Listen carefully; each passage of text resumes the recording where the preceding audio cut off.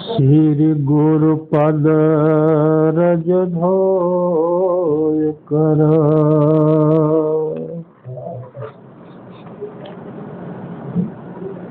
नित्य करे मुख पान।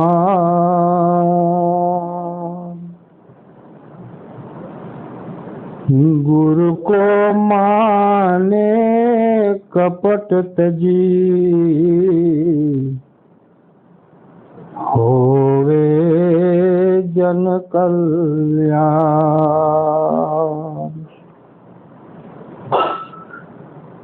ध्यान करे गुरु रूप का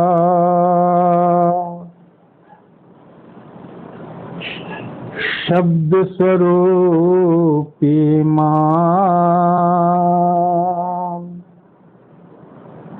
तीन दासन का अवश्य हो जीवत ही कल्याण। ऐसे दासन के हृदय में नित्य बसे गुरुदेव। रिद्धि सिद्धि दासी बने रिद्धि सिद्धि दासी बने तेहि गुण गावे दे।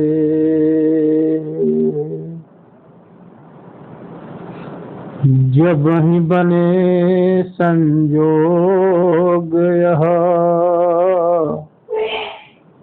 संत सहायक हो।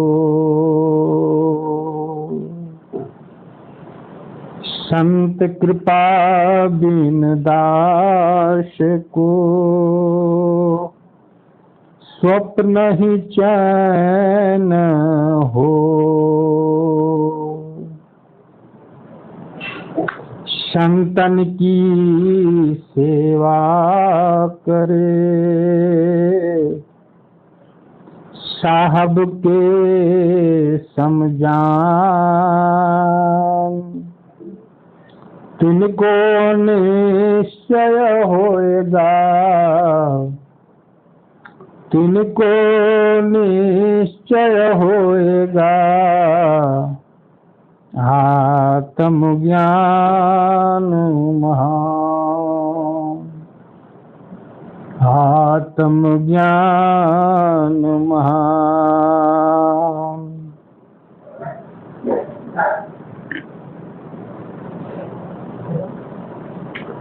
सद्गुरु चरण कमलेभ्यो नमः। सद्गुरु चरण कमलेभ्यो नमः।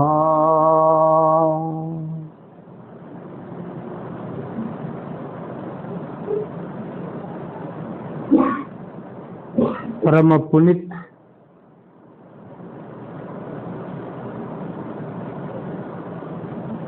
आज का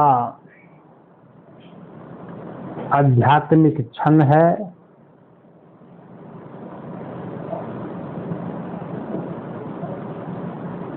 हम सभी सद्गुरु प्रभु की भक्ति करने के लिए अनेक भेदों को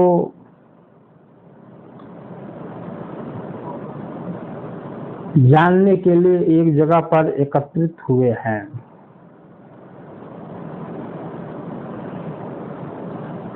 सत्संग के माध्यम से ही संसार के गुप्त से गुप्त रहस्यों का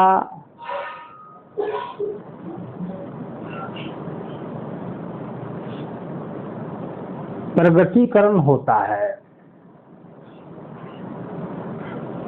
पूरे गुरु और पूरे शिष्यों के बीच में लंबी समय तक समर्पण के साथ सत्संग होता है। ध्यान, धारणा और सहज समाधि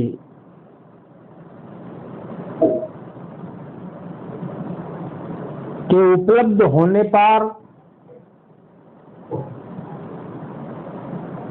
प्रकृति से परमात्मा तक संपूर्ण रहस्य प्रकट हो जाते हैं।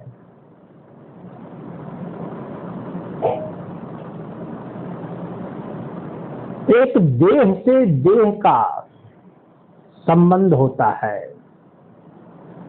एक देहधारी मनुष्य दूसरे देहधारी मनुष्य के साथ बैठकर बातें करता है, एक दूसरे को समझने का प्रयास करता है। उसका आधार शरीर है, वाणी है, बुद्धि है, विवेक है।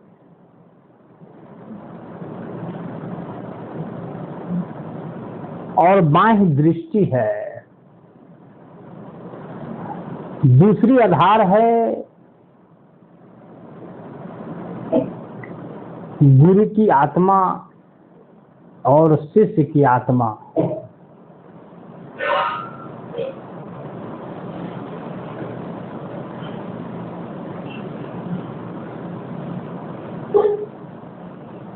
यहाँ भी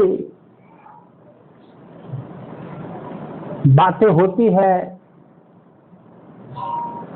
लेकिन वह दिव्य वाणी है,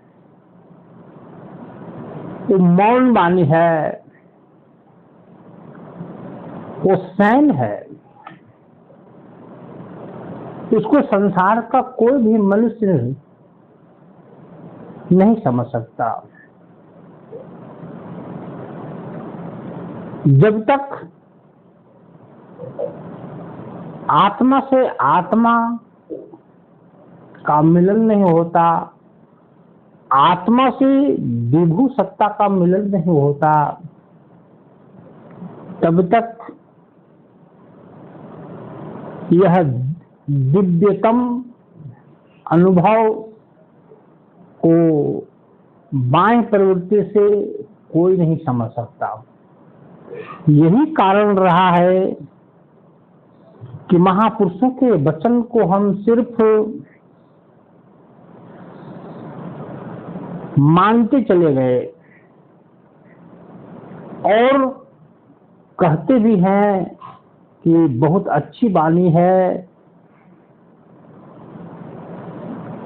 लेकिन हम सबों को कहने से कि अच्छी वाणी है कोई लाभ नहीं हुआ, न कभी होगा।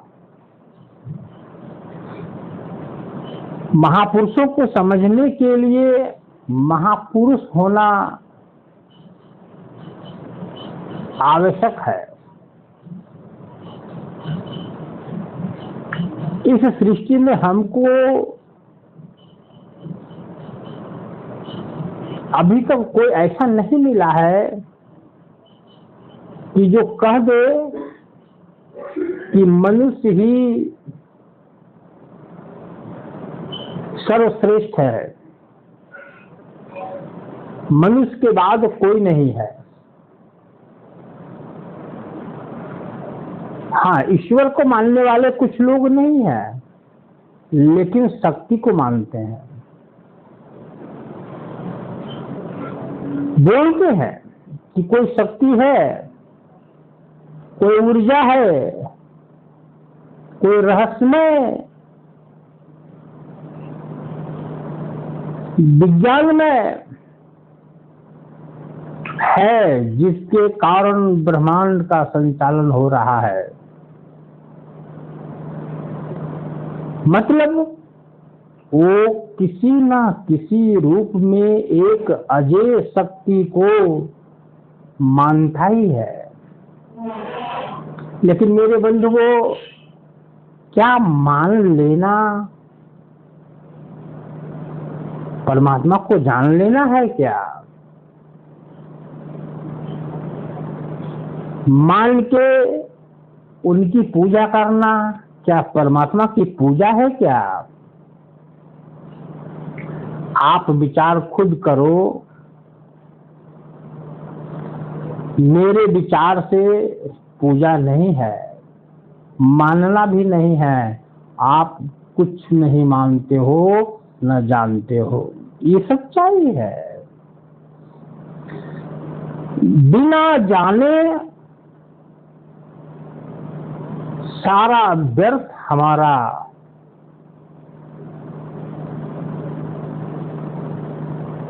सारा कर्म व्यर्थ है, यही सच्चाई है। बिना जाने हम विदा हो जाते हैं इस सृष्टि से, जबकि सिर्फ जानने के लिए ही मनुष्य अवतार होता है, मानव जीवन का लक्ष्य है।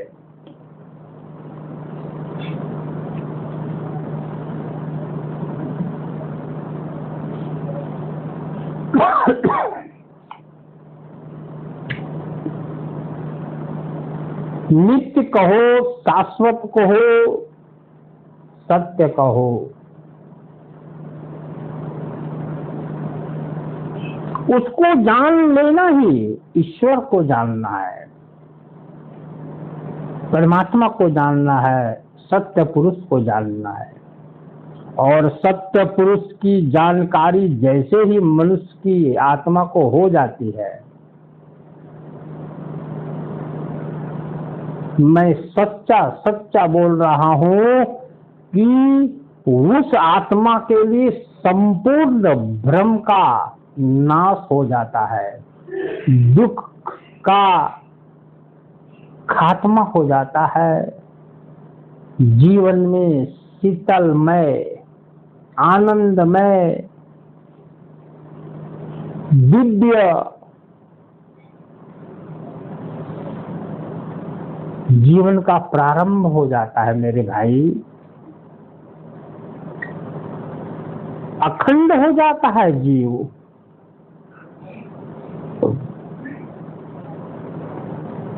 मैं संक्षिप्त में कहना चाहता हूं कि कोई भी भूत हो या भविष्य हो, या जन्म हो या मृत्यु हो, या अमीरी हो या गरीबी हो, या बीमारी की अवस्था हो,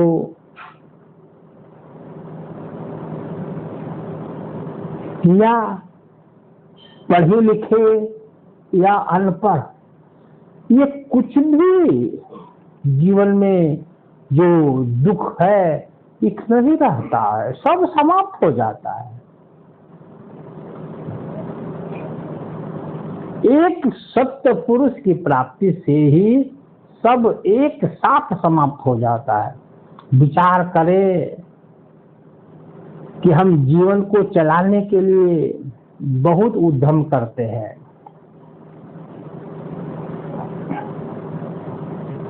और उस उद्यम से हमें धन की प्राप्ति होती है, और उस धन से हम पूरे अपने परिवार को चलाते हैं, उसकी सुख सुविधा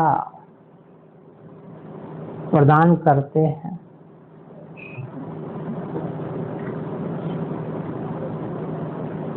इसको थोड़ा सा विस्तार रूप से कहना चाहता हूं कि हमारा आपका जन्म होता है, हम विद्या अध्ययन करते हैं कम से कम 25 वर्ष तक,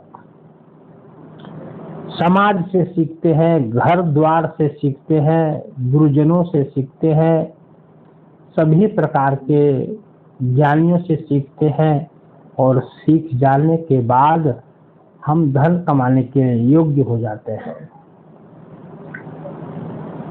जब धन कमाने लगते हैं तो हम परिवार का संचालन करने लगते हैं। परिवार का संचालन करते करते हमारे समीप काल स्वरूप जीवन आ जाता है। मैं काल स्वरूप जीवन क्यों कहा? 25 साल तो जीवन के पढ़ाई लिखाई में चल गया। यदि ना पढ़ो लिखो तब भी आपका 25 साल उदंडगिरी में चल गया। 25 साल से 50 साल के बीच में आप भोग विलास में खूब रमे रहते हो। मतलब 25 साल भोग विलास में खूब रमता है मनुष्य, और 50 साल के बाद जो उम्र है, लगभग 60 साल, बोलिए 10 साल बीच में, ये उम्र बैल का उम्र है, गधा का उम्र है। आप कहेंगे बैल और गधा, हाँ, इसे बैल सिर्फ चलना जानता है, ढोना जानता है, गधा चलना जानता है, ढोना जानता है, उसको लक्ष्य का भी ज्ञान नहीं है। उस तरह से 50 और 60 के बीच में गधा और बैल का जीवन हम लोग का रहता है। और 60 जैसे पूरा होता है ना, बस गीध, कौआ, कुकुर का जीवन फिर चालू हो जाता है। इसको पुराणों में भी बड़ी बढ़िया से समझाया है, लेकिन मैं आपको आंख सिर्फ खोलना चाहता हूँ। कैसे 70-80 साल हो जाता है सामने, इतना जल्दी हो जाता है कि मेरे भाई हम अपना जीवन को अब अपने आप से देखते हैं कि अंत होने का समय आ गया। हमारे बस में तो सिर्फ 50 साल था। 50 से 60 साल तक कुछ चीज ये है कि मेरे बस में रहता है दुख के साथ, लेकिन 60 के बाद अपने बस में बहुत कम चीज रहता है। मैं अपनी आयु को नहीं रोक सकता, मैं अपनी जवानी को नहीं रोक सकता, मैं अपनी ताकत को नहीं रोक सकता, मैं अपनी समाज के किसी भी अंग को नहीं रोक सकता। बहुत जल्दी ही हमारे सामने अंधकार आने लगता है।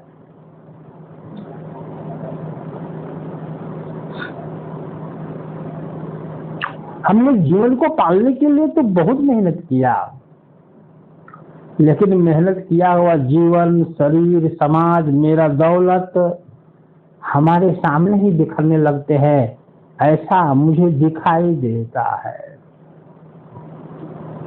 अब ऐसी परिस्थिति में हम लोगों को सद्गुरुदेव भगवान कहते हैं कि तुम खुद विचार करो कि तूने कुछ पाया है क्या। तुम कुछ नहीं पाए हो।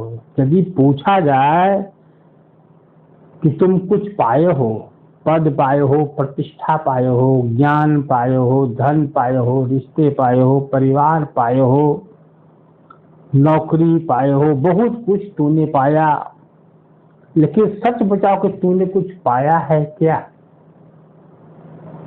मैंने कई सत्संगों में पहले कहा है कि कितने बादशाह हुए, राजा हुए, वजीर हुए,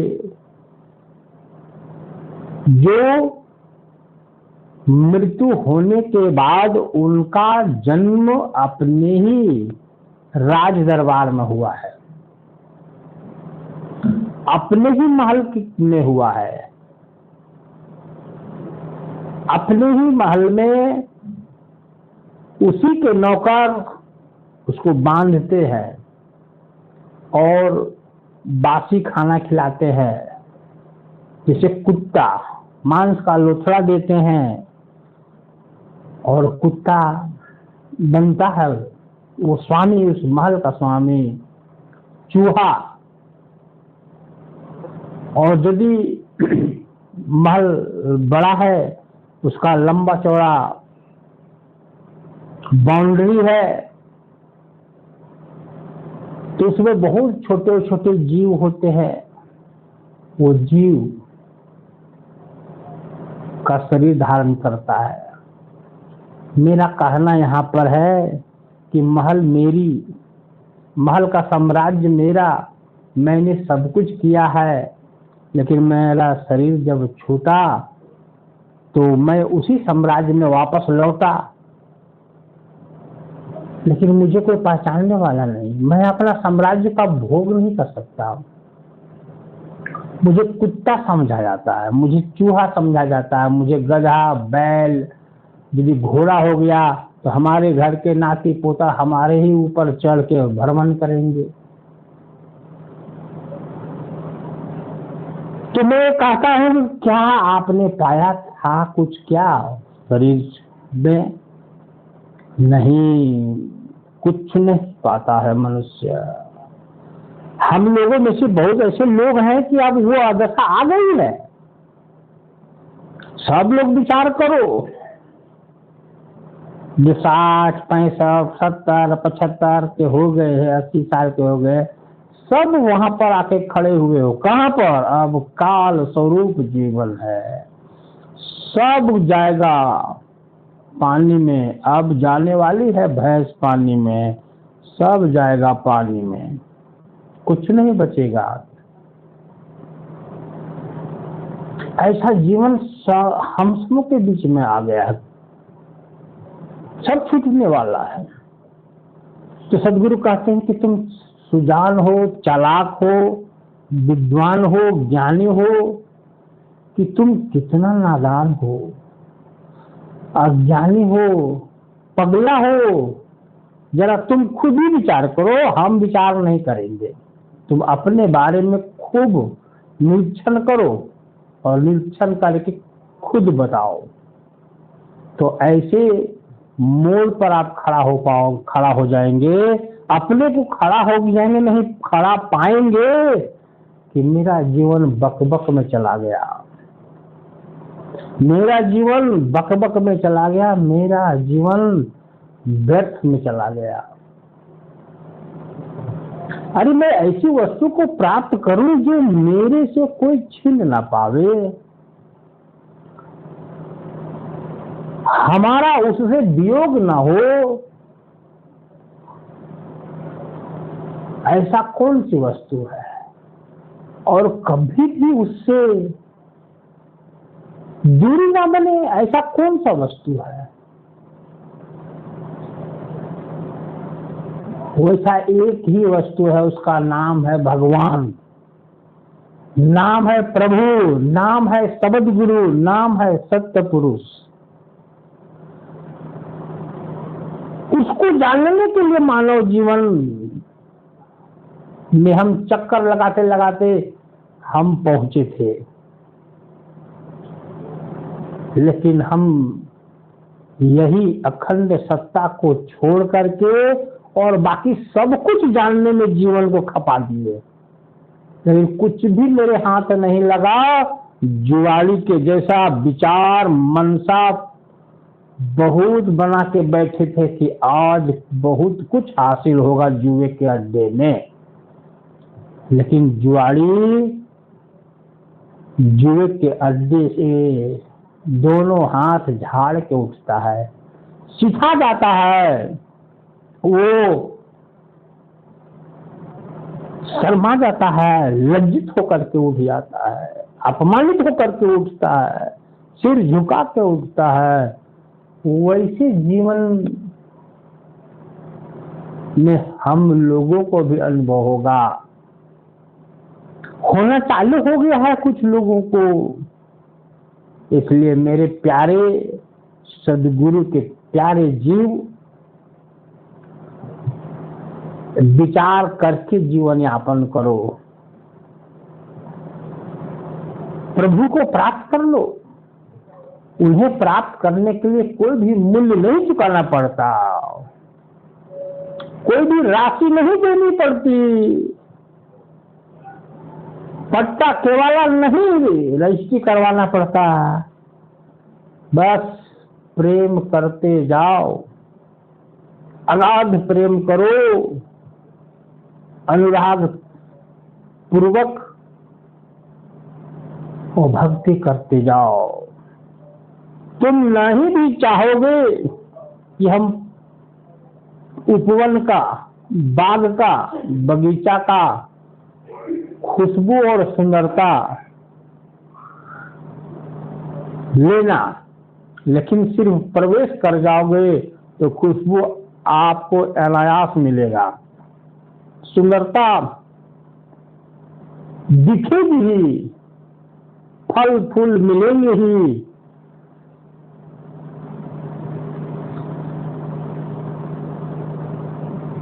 ठीक उसी तरह से प्रभु की भक्ति यदि कर लो तो प्रभु नाम का जो बाग है, सत्यनाम का जो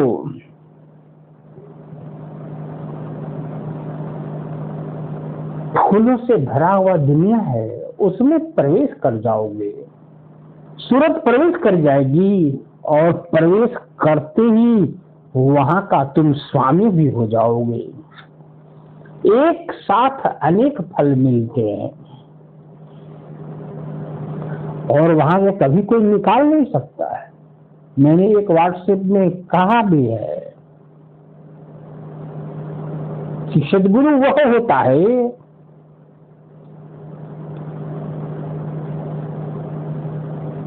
जब वो हाथ पकड़ लेता है तो तुम्हारे वहां से जाने का सारे रास्ते बंद हो जाते हैं, कहीं कोई रास्ता नहीं दिखाई देता। उसके पार वो पहुंचाता है, वहां से वापस लौटने का कोई उपाय नहीं। ये है सद्गुरु का विज्ञान। 4 प्रकार की मुक्तियां का चर्चा कई बार मैंने किया है। इसमें वापस लौटना है। विदेह मुक्ति, जीवन मुक्ति, विदेह मुक्ति में भी आत्माएं वापस लौटती हैं। लेकिन सद्गुरु कबीर साहब की जो भक्ति है, युक्ति से जो विज्ञान है, उससे आत्माएं नहीं वापस लौटती है। ये सद्गुरु कबीर साहब की विज्ञान है। रहित मुक्त के देश में रहित मुक्ति मिलती है जीवों को, तो हम ऐसी भक्ति क्यों न करें, ऐसा संपत्ति को हम हासिल क्यों न करें, हम वो संपत्ति क्यों कमाएं जो कमाएं और अपने ही जीवन में हम खोते जाएं। जब आपका शरीर ही छूट जाएगा तो शरीर से कमाया हुआ यश, कीर्ति, मान, सम्मान, धन, दौलत, रिश्ते नाते छूटेंगे ही। तो हम ऐसा क्यों नहीं काम करें जो धन कभी भी हमसे अलग ना हो, अलग करने पर भी अलग ना हो। वह प्रभु का नाम है, प्रभु का अस्तित्व है, प्रभु का अगाध सौंदर्य है जो विज्ञानमय है।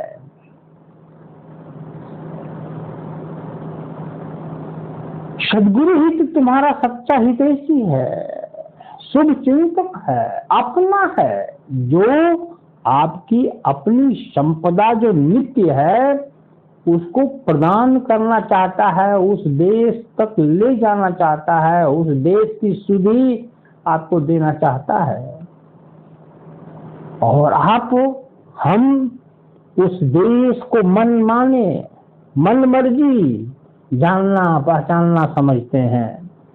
हम उसको गंभीरता से नहीं लेना चाहते हैं, पकड़ना चाहते हैं। हम बार बार माया मोह में संसार में लिप्त रहते हैं। अरे शरीर है तुम्हारा हमारा, तब तक तो भोजन चाहिए, कपड़ा चाहिए, दवाई चाहिए,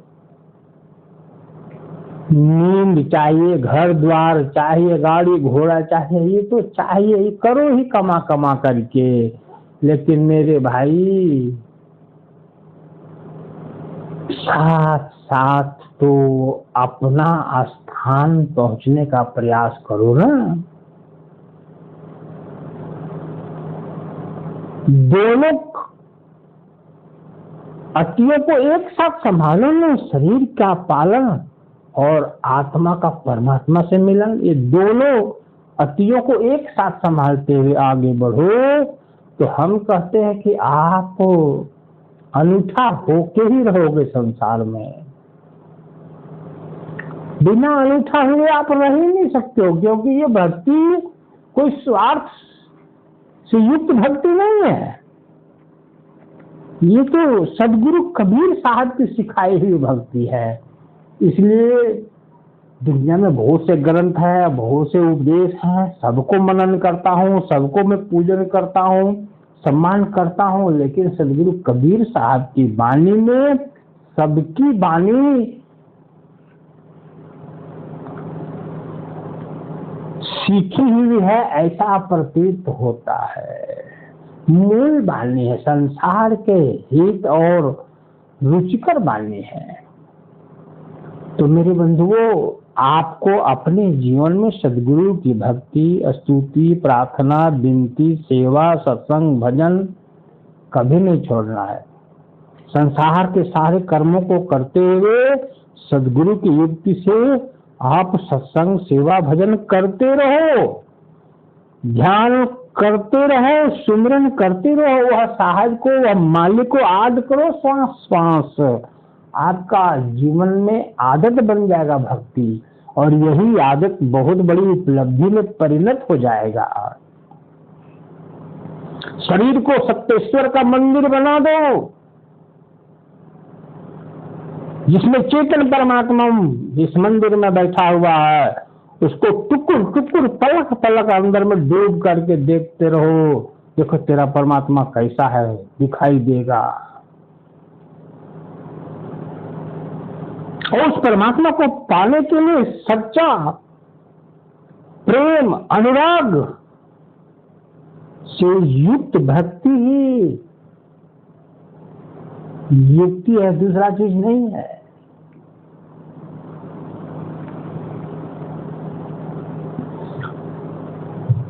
कबीर साहब की वाणी को अपने जानते हैं, कहते हैं कबीर मन निर्मल भया,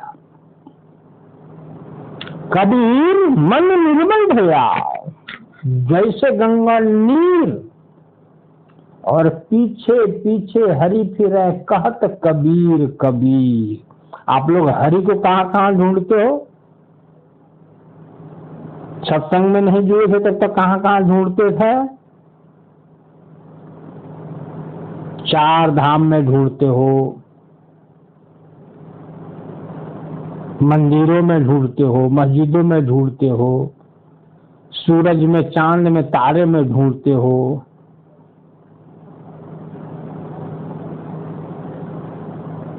तीर्थ में ढूंढते हो, पत्थर मूर्ति हर जगह ढूंढते हो। लेकिन ये क्या बाली कह रही है? मन निर्मल होते ही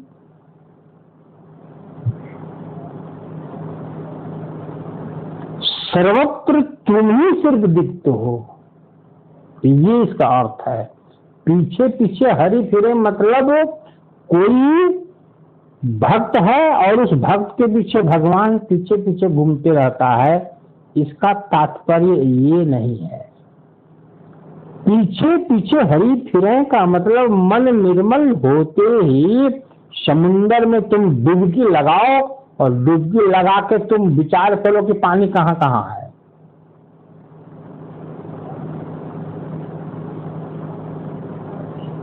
तो आप बताओ कि पानी कहाँ कहाँ है। अरे जब डुबकी हम समुंदर में लगाएंगे तो सर्वत्र पानी है, वहां दिशा खत्म हो जाता है, अंदर बाहर, ऊपर नीचे, दाएं बाएं, आगे पीछे, मध्य, सर्वत्र जल ही जल है। वैसा सर्वत्र परमात्मा का चेतन रूप आपको अनुभव होगा। ये कब होगा? जब आपका मन निर्मल हो जाएगा। तो फिर मंदिर में कहाँ जाओगे ढूंढने के लिए? मस्जिद में कहाँ जाओगे ढूंढने के लिए? पत्थर में, पेड़ में कहाँ? पीपल में, बरगद में, आसमान में, धरती में? मन निर्मल होगा। बस सत्तेश्वर स्वामी आपको प्रतीत होने लगेंगे। जैसे जैसे मन निर्मल होगा वैसे वैसे सत्तेश्वर स्वामी की झांकी मिलने लगेगी। मन ही उस परमात्मा को छिपा के रखा या नहीं जानने में बाधा बना के है। मन ही निर्भर होगा, मन का भी रूप तृप्त हो जाएगा, मन ही साधु हो जाएगा, मन ही आत्मा हो जाएगा, मन ही परमात्मा हो जाएगा, और परमात्मा का रूप में मन ही विलीन हो जाएगा। बस शेष परमात्मा बन जाएगा, बच जाएगा। तो मेरे बंधुओं, आपका शरीर का बहुत बड़ा रहस्य है, वैज्ञानिक रहस्य है, और गुरु के माध्यम से, सत्संग से आपको प्राप्त होगा। इसलिए मन को निर्मल करो, और यह मन सत्संग से निर्मल होता है, यह मन सत्संग से प्रेमी होता है, यह मन सत्संग से योगी होता है, ये मन सत्संग से ज्ञानी होता है, ये मन सत्संग से मन का विकार छूटता है, ये भक्ति करने लगता है और परमात्मा की ओर मुड़ जाता है। उसके बाद देखो मजा, ये मन क्या करता है, भक्ति करना नहीं पड़ता है, खुद होने लगता है, क्योंकि मन ही परमात्मा में मुड़ गया। अब क्या है, अब कहाँ ही भटकेगा। जब कहते हो कि मन नहीं लगता है, मन नहीं लगता, अब कहोगे कि परमात्मा की भक्ति के अलावा हमको कुछ चीज में मन नहीं लगता, ऐसा बदल जाएगा। तो इस परिप्रेक्ष्य में मेरे सदगुरु कहते हैं, जाग रे जंजाली जियरा, जाग रे जंजाली जियरा,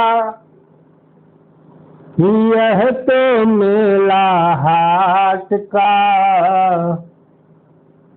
जाग रे जंजाली जियरा, जाग रे जंजाली जियरा, यह तो मेला हाट का, तात मात सुत भाई बंधवा, तात मात सुत भाई बंधवा, यह तो मेला ठाठ का, यह तो मेला ठाठ का,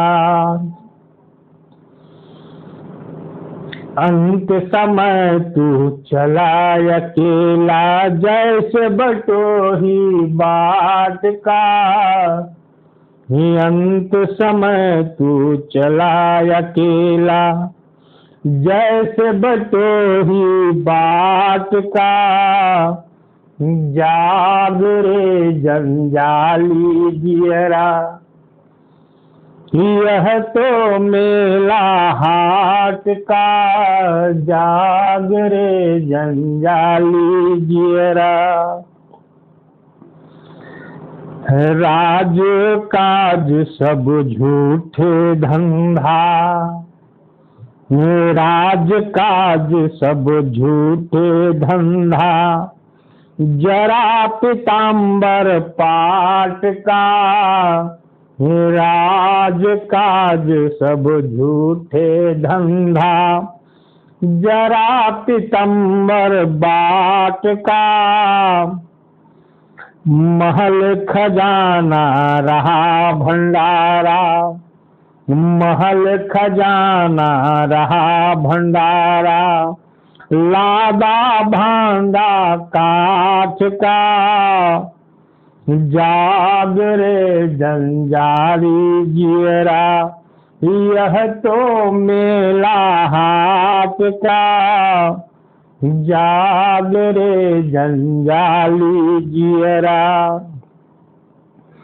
धोबी के घर गदहा होगा, घर का भयाना घाट का, धोबी के घर गदहा होगा, घर का भयाना घाट का, लालच लोभ धरे सिर गठरी, लालच लोभ धरे सिर गठरी, जैसे घोड़ा भाट का, जैसे घोड़ा भाट का,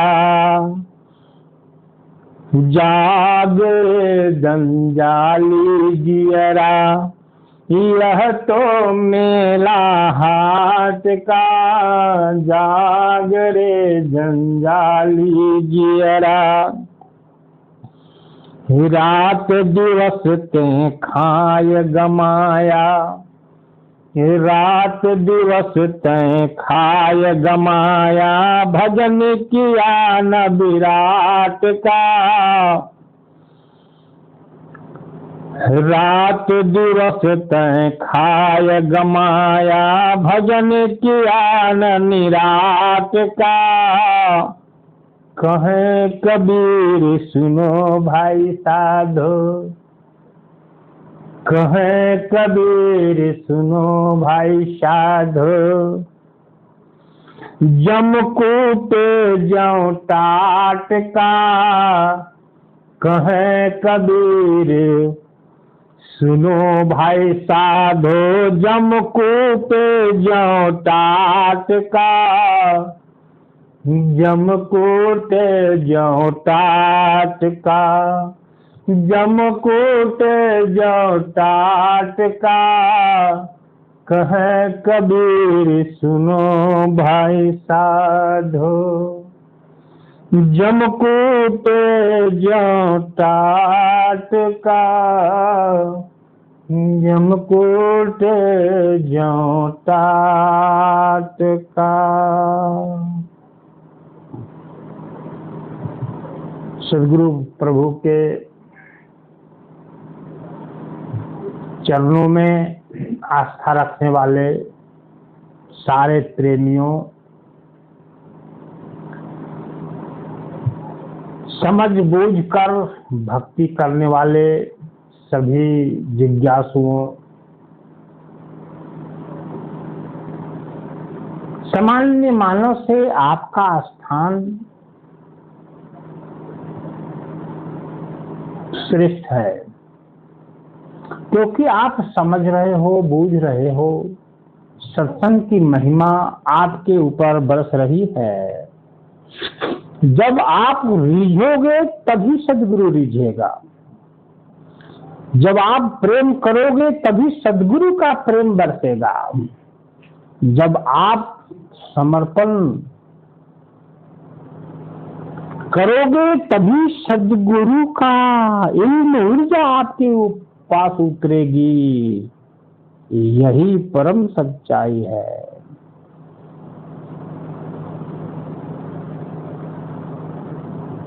give respect and take respect एक शब्द है अंग्रेजी में, कि तुम सम्मान करो तो तुम्हें सम्मान अवश्य मिलेगा। तुम किसी को सम्मान करो, प्रतिष्ठा दो, इज्जत करो, आदर करो, तो तुम्हें वो स्वयं आदर करेगा, क्योंकि जो तुम फेंकोगे वही तुम्हारे पास वापस आएगा। तो तुम सदगुरु से प्रेम करोगे तो सदगुरु का प्रेम तुम्हारे पास बरसेगा, क्योंकि सदगुरु के पास तो ज्ञान है, सदगुरु के पास परमात्मा है। तो तुम उससे प्रेम करोगे तो उसका ज्ञान तुम्हारे पास मिलेगा, तुम्हारे पास उतरेगा। उसके पास परमात्मा है, तुम्हारे अंदर परमात्मा उतरेगा। जो जिसके पास रहेगा वही चीज देगा, दूसरी चीज कहां से देगा।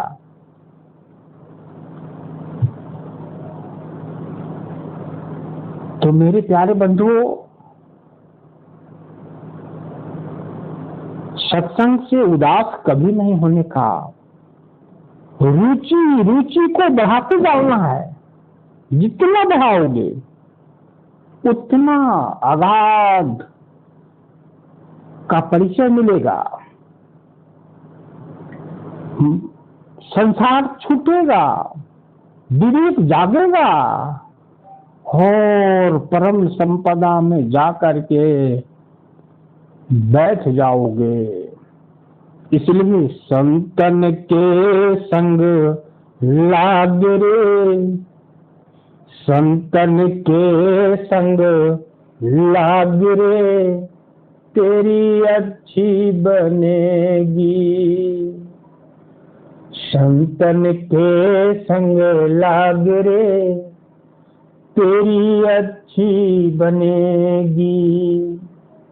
ध्रुव की बने प्रहलाद की बनी, ध्रुव की बने प्रहलाद की बानी। बन गई सदना कसाई के भाग रे, बन गई सदना कसाई के भाग रे, तेरी अच्छी बनेगी, तेरी अच्छी बनेगी। चाहे बंदगी, चाहे बंदगी,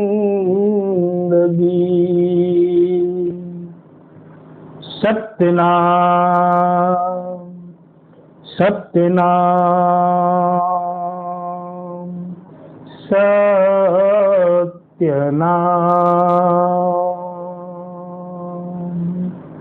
सद्गुरु चरण कमलेभ्यो नमः, सद्गुरु चरण कमलेभ्यो नमः।